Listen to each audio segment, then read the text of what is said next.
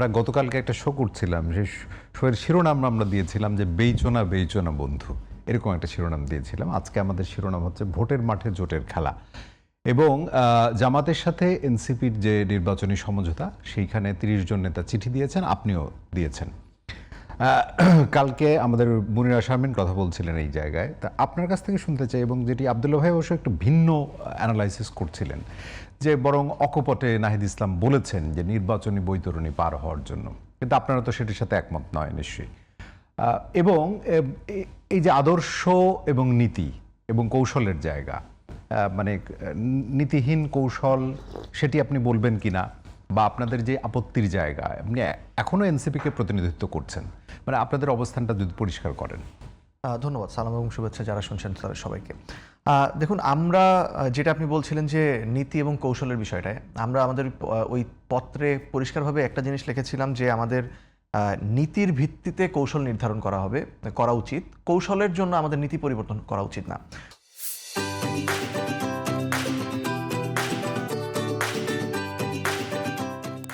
তো আপনি যেটা বলছেন যে এখন নাহিদ ইসলাম বা আমাদের আহ্বায়ক বলেছেন যে এটা কপটতা না, যেমনটা ভাই বলছিলেন, কিন্তু আসলে দেখুন, সেই ৩রা আগস্টে ফ্যাসিবাদী ব্যবস্থা বিলোপের কথা থেকে যেটা শুরু হয়েছে, এরপরে নতুন রাজনৈতিক বন্দোবস্তের কথা এসেছে, তারপর একটি মধ্যপন্থী রাজনীতি, নতুন ধারার রাজনীতি নির্মাণের কথা এসেছে, নতুন বন্দোবস্তর নতুন ধারার রাজনীতি, গণমুখী রাজনীতি, যেটা বাংলাদেশের বাইনারি পলিটিক্সের ঊর্ধ্বে উঠবে।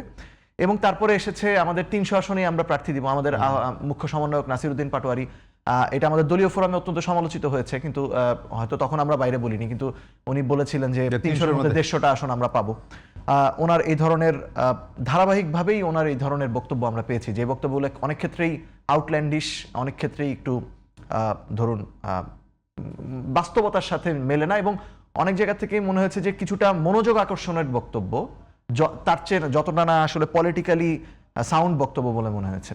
তো তার পরবর্তীতে আপনারা খুব নীরব ছিলেন সেই সময়। দেখুন, সবকিছুর একটা পর্যায় আছে। আমরা যখন এই ধরনের কথাবার্তাগুলো বলা হচ্ছে, ওনার সাথে যখন ব্যক্তিগত আমাদের আলোচনা হচ্ছে, তখন আমরা বলছি যে আসলে, তারপর আমরা পার্টি ফোরামে আমরা আলোচনা করছি। প্রথমে ব্যক্তিগত পর্যায়ে বোঝানোর চেষ্টা, তারপরে পার্টিগত ফোরামে আমাদের আলোচনার চেষ্টা, তারপরে এখন এসে আমরা হয়তো বলছি যে আসলে এইভাবে বলাটা, এবং মানে বলাটা কোন পর্যায়ে এসে বলছি, এই সময়টার জন্য কি আপনারা অপেক্ষা করছিলেন, মানে এরকম একটা স্ট্যান্ড নেওয়ার জন্য?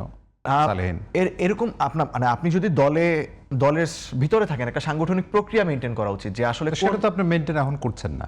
সেটা এখন মেনটেন করছি না, বিকজ আমরা এখন আমাদের যেই দ্বিমতটা, এই দ্বিমতটা এখন প্রকাশ্যে চলে এসেছে, এবং আমরা মনে করি এই পর্যায়ে এসে দলের চেয়ে আমরা দেশকে প্রাধান্য দিচ্ছি। সো সেই জায়গা থেকে আমি যেটা বলছি সেটা হচ্ছে, দেখুন, বাংলাদেশের মানুষ, একটা দলই তো দেশকে নেতৃত্ব দিতে পারে। আপনি যদি আমাকে শেষ করতে দেন, আমি এই অ্যান্সারটা পেয়ে যাবেন আশা করি। সো যেটা হচ্ছে যে এই দলটা তো স্বপ্ন দেখিয়েছিল যে বাংলাদেশে একটা নতুন ধারার রাজনীতি নির্মাণ করবে, একটা বাংলাদেশে বাইনারি পলিটিক্সের বাইরে যে রাজনীতি করবে, বাংলাদেশে ধরুন ওই অলিগার্ড নির্ভর রাজনীতির বাইরে আসবে। তো সেই আসনে আমরা কি বললাম, আমরা ওই নির্বাচন পরিচালনা কমিটির সদস্য, আমি নিজেও, ডাক্তার তাসনিম দ্বারা সেটা সদস্য সচিব ছিলেন, আমি দেখেছি যে সেখানে এই কমিটির সদস্যরা কি অক্লান্ত পরিশ্রম করে খুব অল্প সময়ের মধ্যে 1486 জন নমিনেশন ফর্ম কিনেছেন, সেইটা ফুল প্রসেস করা। ওই প্রসেস যিনি করেছেন তিনি আরেকজন যুগ্ম আহ্বায়ক ফারহাদ আলম ভুইয়া, যিনিও পদত্যাগ করেছেন। ওনারা 2 দিন, মানে আমরা এই ফর্মগুলো বিক্রি করলাম, বিক্রির পরে ওই 2 দিন ব্যাপী প্রার্থীদের সাথে আলোচনা হলো, যাচাই বাছাই হলো, সেখানে পার্টির প্রায় 100 থেকে 110 জন সদস্যের মতো প্রত্যক্ষভাবে যুক্ত ছিলেন। তারপরে এসে আমরা 125 জন প্রার্থীর তালিকা ঘোষণা করলাম।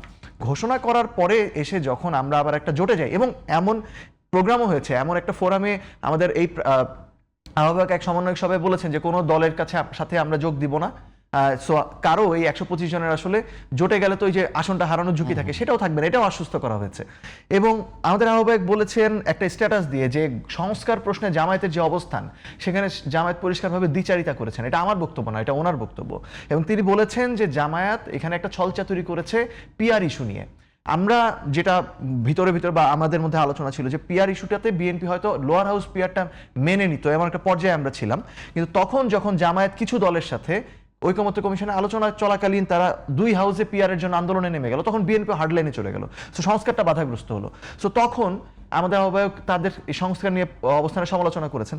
সো এরপরে যখন আমরা এই যে এত মানুষকে কমিট করলাম, জাতির কাছে আমরা বললাম যে আমরা একলা ইলেকশন করব, আমরা 300 আসনে প্রার্থী দিতে চাই, আমরা সংস্কার কেন্দ্রিক একটা জোট করলাম, তারপরে এসে যখন আমি জামায়াতের সাথে একটা বা আরেকটা দলের সাথে জোটে যাই, তখন দুইটা জিনিস হয়। একটা হচ্ছে এই যেই মানুষগুলো আমাদের উপর ভরসা করেছিল তারা আমাদের উপর আর ভরসা রাখতে পারে না বলে আমরা আশঙ্কা করি, এবং আরেক সাথে যেটা হয় যে যেই রাজনীতি আমরা করব বলে এতদিন ধরে প্রতিশ্রুতি দিয়েছি সেই রাজনীতি আমরা না করে আমরা ওই বাইনারির একটা পক্ষে যে অবস্থান নিই। সালেন, আমি একটুখানি সাপ্লিমেন্ট করি। তাহলে এনসিপি ধরেন এই যে সময় ফেব্রুয়ারিতে আপনাদের আত্মপ্রকাশ, তারপরের যে সময়টা, সেই সময়টাতে আসলে শক্তিশালী একটা ন্যারেটিভ যেটি বাস্তবে ভোটে রূপান্তরযোগ্য, সেই ন্যারেটিভকে আপনারা উপস্থাপন করতে পারলেন না জাতির সামনে, মানে বিষয়টা এরকম কিনা?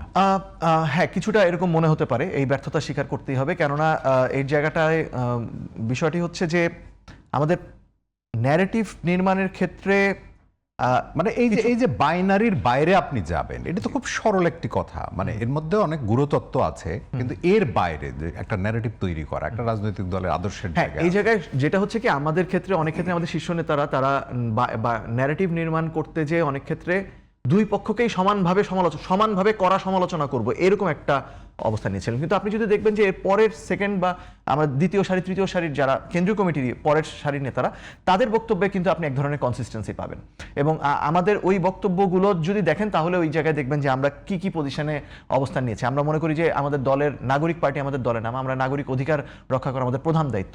আমাদের দলে 47 নিয়ে যখন প্রথম কথা এসেছে, অনেকেই এটাকে মিলিয়ে ফেলেছেন জামায়াত ইসলামীর 47-এর সাথে বা মুসলিম লীগ যে 47 দেখে সেটার সাথে, কিন্তু আমরা 47-কে অন্যভাবে দেখি।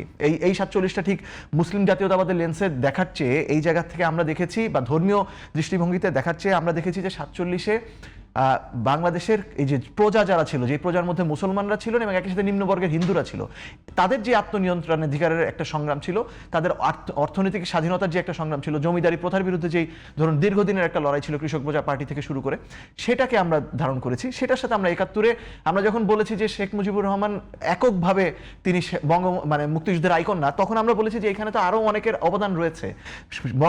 মুক্তিযোদ্ধারা তো শুধুমাত্র ভারত সহায়তা করা একটা যুদ্ধে বাংলাদেশ জিতেছে বিষয়টা এটা না, বাংলাদেশের সাধারণ মানুষের তো এক ধরনের এই যুদ্ধের একটা ইতিহাস আছে, যেটা বিএনপি এবং জামাত দুই পক্ষই, আওয়ামী লীগ এবং জামাত দুই পক্ষই যেটা আসলে ভুলে যায়।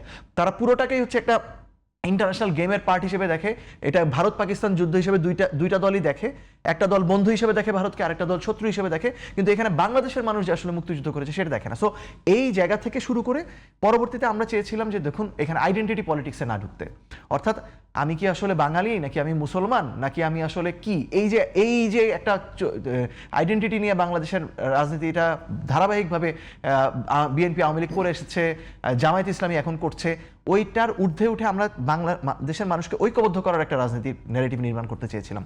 সেটা স্পষ্ট হয়নি দেখেই হয়তো আমাদের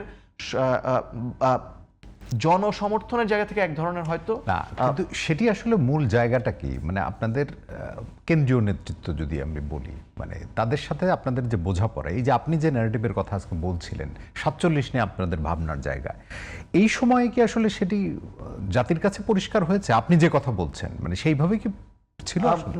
আমরা যেটা বলবো যে পুরোপুরি পরিষ্কার হয়নি, এবং এটা আসলে এক বছর নাকি ওই যে মিড লেভেলের যে আপনাদের যে অবস্থান আর একদম উপরের লেভেল যাদের অবস্থান, একটা বিরোধ ছিল আসলে, বিরোধ মানে কিভাবে দেখাবো আমরা 47 কে? যদি দেখি আমাদের আহ্বায়ক নাহিদ ইসলামের বক্তব্য সবসময় কনসিস্টেন্ট ছিল। ওনার বক্তব্যে আপনি যদি দেখেন, ওনার বক্তব্য ফলো করলে দেখবেন যে এইখানে কোনো এই মধ্যপন্থার রাস্তাটা আপনি খুঁজে পাবেন। কিন্তু অন্য জায়গায় যেটা হয়েছে, ধরা যাক কিছু কিছু ক্ষেত্রে হয়তো কিছু এক্সট্রিম বক্তব্য, যে ধরা যাক নারী ইস্যুতে হয়তো কোনো একটা এটা কিছু জায়গায়, আমি কিন্তু এই কথাটা বলছিলাম, কিছু জায়গায় মিসরিপ্রেজেন্টেশন হয়েছে। ধরুন নারী সংস্কার কমিশন যখন হলো, তখন আপনাদের একজন নেতা, আমি নাম না বলি আর কি, তখন তার যে অবস্থান, মানে নারী প্রগতির জায়গা থেকে, নারী স্বাধীনতার, নারী ক্ষমতায়নের জায়গা থেকে, সেই অবস্থানে খুব পরিষ্কার বা খুব শক্ত অবস্থান কিন্তু ছিল না, অনেক ক্ষেত্রে আপোষকামী মনে হয়েছে। এই জায়গায় যেটা বা অপরাপর রাজনৈতিক দলের প্রভাব ছিল এমন মনে হয়েছে। এই জায়গায় আমি যেটা বলবো যে আমাদের হয়তো স্পষ্টভাবে আমরা ওইখানে এটা বলি নাই যে নারী সংস্কার কমিশনকে আমরা সমর্থন করি, কিন্তু কারণ হচ্ছে আমরা আসলে ওই কমিশনের পুরো রিপোর্টকে পুরোপুরি সমর্থন করি তাও না। মানে আমাদের অবস্থানটা কি ছিল, হাসনাত আব্দুল্লাহ ওই প্রোগ্রামে গিয়েছিলেন, ওনাকে 1 মাস আগে দাওয়াত দেওয়া হয়েছিল, এবং ওই প্রোগ্রামটা বেসিক্যালি শুরুতে ছিল শাপলা হত্যাকাণ্ডের বিচারের দাবিতে। তখন উনি দাওয়াতটা অ্যাকসেপ্ট করেছেন। এর মধ্যে নারী কমিশনের রিপোর্ট এসেছে, তারপরে হচ্ছে ফুল ওই সমাবেশটার ইয়াটাই ফোকাসটাই চেঞ্জ হয়ে গেছে, কিন্তু উনি কিন্তু এখানে নারী সংস্কার কমিশনের অন্যদের ভাষায় সমালোচনা করেননি। সো আমার এবং এরপরে এটাও হয়তো প্রকাশ্যে আসেনি, যেটি হচ্ছে আমাদের দলের কিছু দায়িত্বশীল নেত্রীরা নারী সংস্কার কমিশন এবং এই যে যারা ভিন্ন মতাবলম্বী বা আমাদের বিভিন্ন ধর্মীয় রাজনৈতিক দলের যারা নেতারা ছিলেন তাদেরকে একসাথে বসানোর চেষ্টাও করেছে যে একটা ডায়ালগ হওয়া প্রয়োজন। কারণ আমরা মনে করি যে ডায়ালগটা নেসেসারি। বাংলাদেশে ধরুন এই যে একটা মানে ছুতমার্গ রয়েছে পারস্পরিক, যে ইসলামিস্টরা এই লিবারাল সেকুলারদের সাথে বসবে না, আলোচনা করবে না, তাদেরকে সম্পূর্ণ ইসলাম বিরোধী বিদ্বেষী মনে করে। আর ইসলাম বা সেকুলার বা লিবারাল যারা রয়েছেন তারা আবার মনে করেন যে এরা সম্পূর্ণই অন্ধকার যুগের বাসিন্দা, এদের সাথে কোনো আলোচনা বাংলাদেশের হবে না। কনটেক্সটে কি খুব পসিবল মনে হলো আপনার এটা?